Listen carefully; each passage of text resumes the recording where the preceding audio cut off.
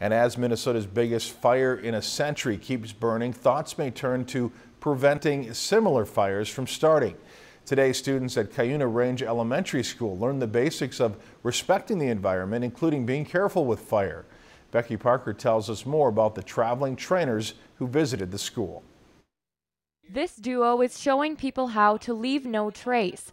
Tara McCarthy and Mark Ardania travel the country teaching people of all ages how to respect the environment. We have a curriculum that we use. It's the PEAK curriculum, promoting environmental awareness in kids.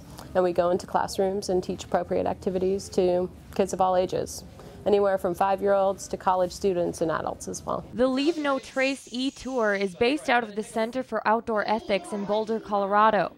The Cuyuna Service Adventure Leadership Team, or SALT, arranged the e-tour's visit to the high school and elementary school this week. When we go outside and play, we want to keep ourselves safe and protect the environment too. The ecological educators say that outdoor recreation is a growing trend in the U.S. While that is a generally positive idea, it can also mean more litter and damage to the environment. I've been lucky enough to have a lot of jobs where I've spent a ton of time outside, and I've been fortunate or unfortunate enough to see the damages that people leave on the landscape and the environment while they're playing, whether it's mountain biking or hiking or canoeing or kayaking.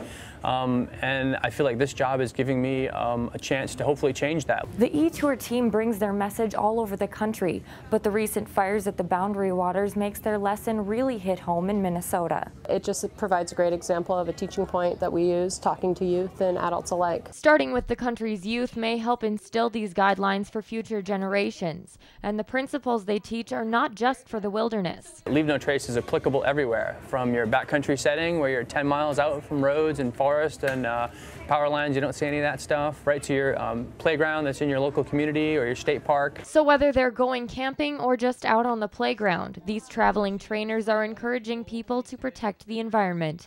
Becky Parker, Lakeland News. The e-tour team will also visit Minneapolis and a few state parks while in Minnesota. If you've enjoyed this segment of Lakeland News, please consider making a tax-deductible contribution to Lakeland Public Television.